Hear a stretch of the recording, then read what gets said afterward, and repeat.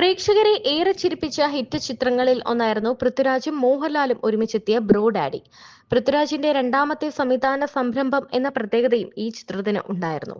എന്നാൽ ചിത്രത്തിലെ അച്ഛൻ കഥാപാത്രമായിരുന്ന ജോൺ കാറ്റാടിയെ അവതരിപ്പിക്കാനായി ആദ്യം നിശ്ചയിച്ചിരുന്നത് മമ്മൂട്ടിയായിരുന്നുവെന്ന് പറയുകയാണ് പൃഥ്വിരാജ്. ബ്രോ ഡാഡിയുടെ തിരക്കഥ വായിച്ചപ്പോൾ ആ കഥാപാത്രത്തിനെ ആദ്യം ഓർമ്മ വന്നത് മമ്മൂട്ടിയായിരുന്നു. ഒരു കോട്ടയം കുഞ്ഞച്ചൻ സ്റ്റൈലിലുള്ള കഥാപാത്രമായിട്ടായിരുന്നു അതിനെ ആദ്യം ആവിഷ്കരിച്ചിരുന്നത്. ആ കഥാപാത്രം മമ്മൂട്ടി സർ ചെയ്താൽ വളരെ നന്നായിരിക്കുമെന്ന് എനിക്ക് തോന്നി. ഈ സ്ക്രിപ്റ്റുമായി അദ്ദേഹത്തെ സമീപിക്കുകയും ചെയ്തിരുന്നു. മമ്മൂക്കയ്ക്ക് ഈ കഥാപാത്രം ഇഷ്ടമാവുകയും ചെയ്തിരുന്നു. എന്നാൽ ആ സമയത്ത് അദ്ദേഹത്തിന് വേറെ കമ്മിറ്റ്മെന്റുകളും ഉണ്ടായിരുന്നു. അദ്ദേഹത്തിന് അഭിനയിക്കാൻ ഈ വർക്ക് അല്പം നീക്കിവെക്കാൻ പറ്റുമോ എന്ന് ചോദിച്ചിരുന്നു.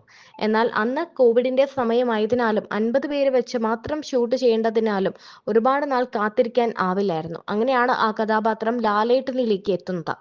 മമ്മൂക്കയോടാണ് ആദ്യം കഥ പറഞ്ഞതെന്ന് ലാലേട്ടന് അറിയാമായിരുന്നു. മമ്മൂട്ടിയാണ് ഈ കഥാപാത്രം ചെയ്യുന്നതെങ്കിൽ പാലായിലെ സാധാരണ കർഷകൻ എന്ന രീതിയിലായിരിക്കും ആവിഷ്കരിച്ചിട്ടുണ്ടാവുക. കോവിഡ് നിയന്ത്രണങ്ങൾ ഇല്ലെങ്കിൽ മമ്മൂട്ടിയെ വെച്ച് വലിയൊരു സിനിമ ആലോചിച്ചേനെ. അത് ബ്രോ ഡാഡി പോലൊരു ചെറിയ ക്യാൻവാസ് ചിത്രമായിരിക്കില്ല എന്ന് മമ്മൂട്ടിയോട് തന്നെ താൻ പറഞ്ഞിട്ടുണ്ടെന്നും പൃഥ്വിരാജ് പറയുന്നു.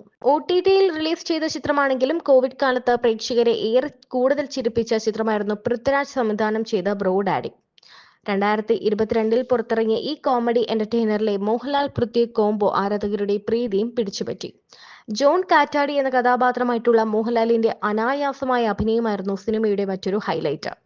മോഹൻലാൽ അപ്പനായിട്ടും പൃഥ്വിരാജ് മകനായും മത്സരിച്ച് അഭിനയിച്ചപ്പോൾ മീനയും കല്യാണിയും ലാലു അലക്സും കൻഹയും വിവിധ കഥാപാത്രങ്ങളായി ചിത്രത്തെ സമ്പന്നമാക്കുകയും ചെയ്തു. ഒരു തിരക്കഥ തയ്യാറാക്കുമ്പോൾ അത് ഏതെങ്കിലും നടനെ മനസ്സിൽ കണ്ടുകൊണ്ട് ചെയ്യുന്നതല്ല. പക്ഷെ ഒരു നടൻ മനസ്സിൽ സ്വാഭാവികമായി വന്നു പോകും.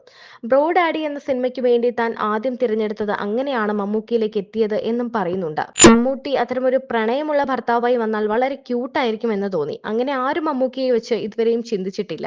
അതേസമയം പൃഥ്വിരാജിന്റെ വെളിപ്പെടുത്തലോടെ രസകരമായ നിരവധി കമന്റുകളും സമൂഹ മാധ്യമങ്ങളിൽ നിറയുന്നുണ്ട്.